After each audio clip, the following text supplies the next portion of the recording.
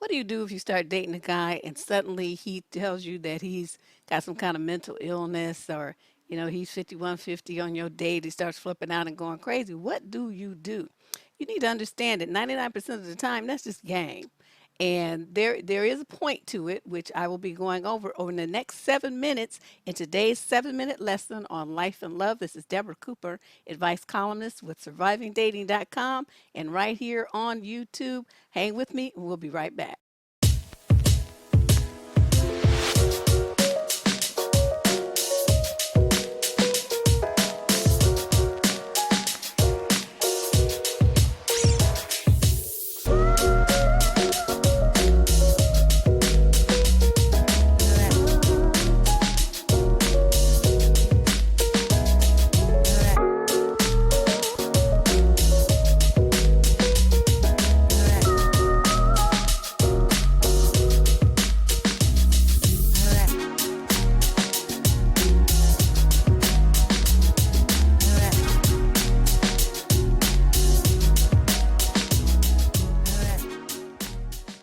Okay, let's talk for a minute about these dudes that like to pretend to be crazy.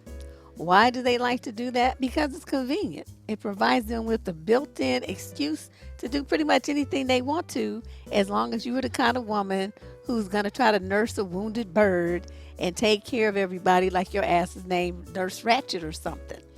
But these dudes love the convenience of pretending to be mentally ill. Notice, in order for this game to be played well, they never show you any proof of it. There's never any a real diagnosis. You don't see them taking medication for it. They're not seeing a shrink. None of that. It's all talk. Okay, that should be your first clue. He starts using this as an excuse for his behavior. These guys are the most egotistical narcissists that you can run into. They love to set things up so they have a way to exploit and manipulate other people, primarily women. They display a noted lack of empathy, and they seem to get a lot of pleasure in conning people and using their tricks, lies, and games to get over on folks. Now, when I say crazy covers all misbehaviors, what I mean is that he, by saying, I have this disease, I have this affliction, I have, this whatever they want to call it. He's got this situation. And that gives him a built-in excuse. He can say some oddball, crazy stuff, and then, if you say anything, then he's going to pull that out as his excuse for why he said it, why he did it, why he didn't call, why he didn't show up, why he doesn't listen to you, why he doesn't communicate the way you want him to, why he flips out all crazy and acts a complete fool, why he disappears, why he does the silent treatment, why he breaks things and puts his fist through walls and all these kind of intimidating behaviors, and why he hits you. For a lot of women, it goes to that level. You need to remember that all these things are basically giving him a reason to leave you when he's ready, because he's going to be able to pull out and say, well, it's too much for me, it's too much stress, it's making my disease really come down harder, I can't control it, my meds aren't working, whatever. These guys are masters at, they should all have Emmys and Oscars and all of that kind of stuff because of the acts that they put on. You just need to remember that every single thing that a narcissist does is to get control. Well, okay, wait, there's two things. Either it's to get control over you, or it's to validate the control that he has, because he wants to remind you, as well as, boost his own ego by proving that he has this control. What you also need to understand is that as you go through this process, you'll start noticing that you get more and more fearful. You start walking on eggshells. You avoid conversations. You may even avoid him sometimes. You're always trying to placate and please him. Essentially, what you're doing is giving him what he wants. That's their number one goal. Number one thing that they love to do is to get you to do what they want you to do. And they'll do that by any means necessary. They hate losing control because they're total control freaks. And when they lose control or even feel the threat of losing control, like you talk back, you don't do what they want to do, you ask them why, you have a different opinion, you want to go someplace that they don't really want to go, you want to go someplace other than where they want you to go. All these kind of things indicate that they're not in control. And that's when you're likely to see the narcissistic rage that they mask as crazy come out.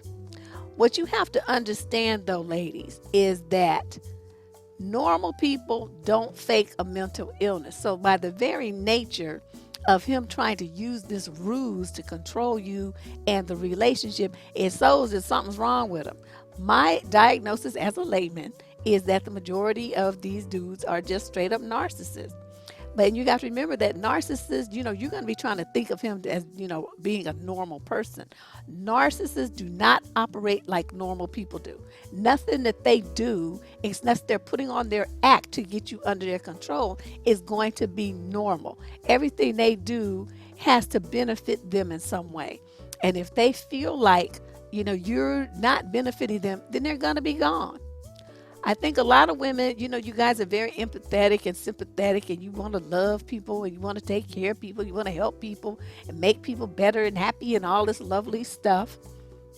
I'm not wasting my time, but that's just me. But you need to realize you can't fix this. Okay, you cannot love away his crazy. You can't fix his crazy or his narcissism. It's outside the scope of your ability and training, unless you are a professional, in which case I would have to ask why you want to do that at work and then do it at home for free. That makes no sense. So, no matter how much time you spend with these dudes, how much you love them, how much you bend over backwards to help them, all the hoops you jump through, nothing you do is ever going to feel like it's good enough. You're never going to feel secure in the relationship. He's always going to hide his real self from you until it's too late for you to do anything about it and you're stuck.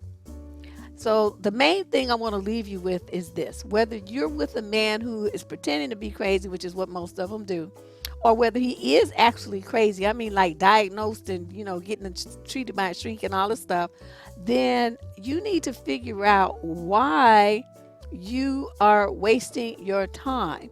These guys pretending to be crazy is a big advantage for them because they get control over women very easily. And whether, like I said, whether he's pretending or whether he really is crazy, don't you have something better to do with your time? Don't you want to get with somebody who's like mentally and emotionally available to love you the way that you need to be loved in a fully frontal relationship that has honesty and trust and you guys can be real with each other? Isn't that what you really want? I think you should be looking for that. This is Deb Cooper finishing up another segment of the 7-minute lesson on life and love. I hope this was very valuable for you. Be sure to click that subscribe button and that instant notification bell before you go. And let's look out for the next video in the 7-minute series coming up later this week. Thanks for listening. Bye-bye.